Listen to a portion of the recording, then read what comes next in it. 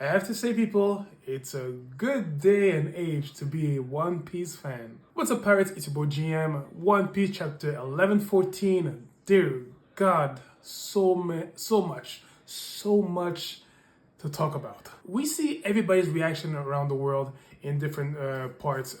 Navy HQ, they are freaking out, and I love Aikinu's reaction because he's reanalyzing this, and when the full truth is gonna come out, I wonder if this is gonna shake a little bit of his convictions. Like a part of him, the guy is a true born Marine to the core. Like it's like justice, whatever happens, like all means are necessary for the triumph of justice, and I mean justice, if you know what I mean. But after the whole thing is spelled out, I wonder how he's gonna think about the organization he works for. Water 7, I mean, they're pretty shocked, but Iceberg, he already knew that this would happen at some level, but the news is still shocking for them. Impel down, Doflamingo is having the time of his life, and seriously, I wouldn't expect anything less out of this guy. And he's like, taunting Magellan, so are you gonna take care of us prisoners? Isn't that your duty?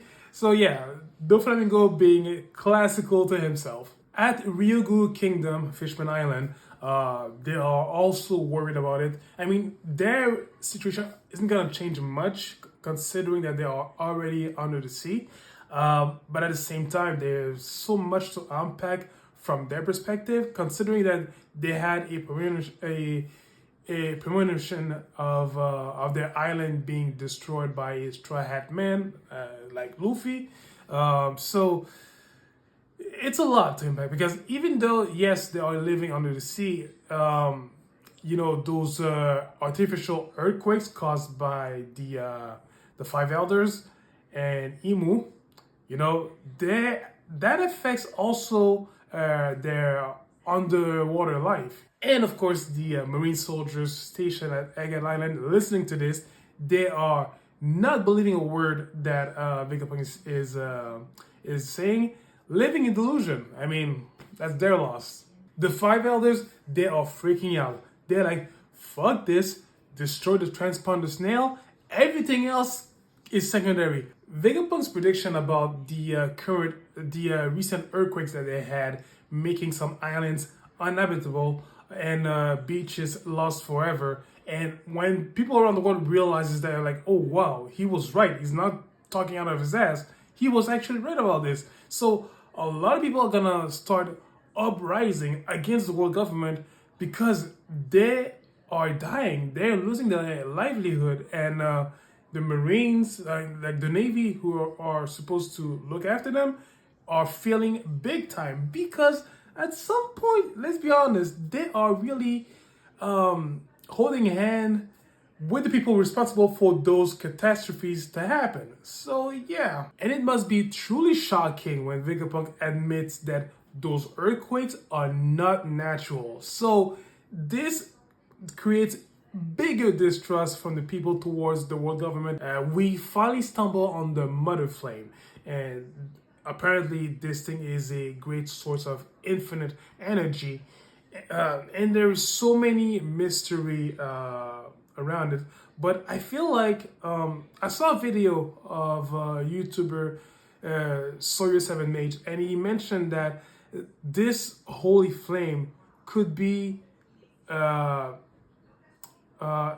coming from the original Joy Boy, who definitely had the Nika God fruit.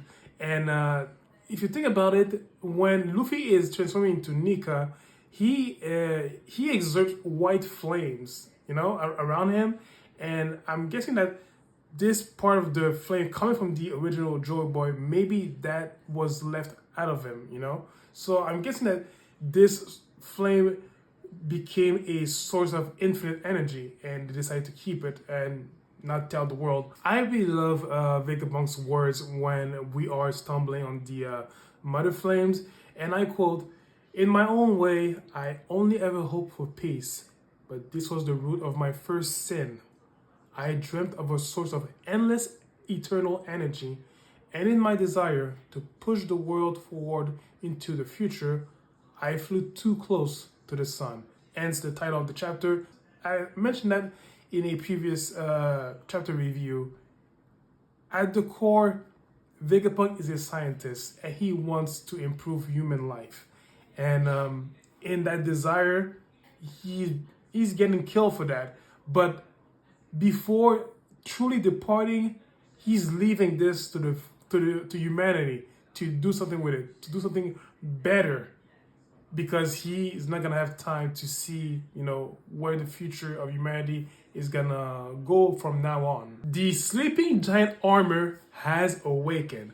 Oh my god! And I really, really, really hope that whatever it's gonna do, I mean, it's gonna be epic, but whatever it's gonna do it, because we really need that. We really do.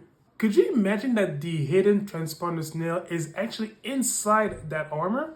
Like, that would be genius. Like, the one thing that nobody can destroy, that would be the perfect spot to hide it. No? We end the chapter with Vegapunk starting to tell the story of Joy Boy. And the key elements are he was born in a impossibly advanced civilization 900 years ago. And like the sun god Nika, spoken in Elbaf legend, that's why the giants are so fond of Nika, he fought with his stretchy body. And his name was Joy Boy. And here's the kicker. He was the first man of the sea to be called a pirate. So Joy Boy is the absolute first pirate in the entire world and in history. Needless to say, Vegapunk shook the world in a bigger way than anybody in history, because he shook the foundation of centuries of established order by the world government and their dark machination. He really neutralized all that. And if we're going through flashback sequence, let's be honest, we're gonna see the full picture. If not, then that means that a part of the message is not gonna be sent fully to the entire world. But please, honestly, I really wanna go to some flashback sequence, because if that is so, we're gonna get to see the Joy Boy, the original one. So without further ado, guys, let me know what you think about the chapter. Did you love it? Did you hate it? I don't know. I don't really mind. Let's flood the comment section. And if you want to talk about it live, after this review, I'm gonna do a streaming session on my Twitch channel. So just log in on Twitch, check me out, and look, we can all talk about it while I am gaming. And I'll catch you guys in 2 weeks, because we're going on break again. But I don't mind, because look, we're eating good. We are eating good. So look, guys, mind blown. So take it easy, stay breezy, and I'll catch you in a jiffy. See you around.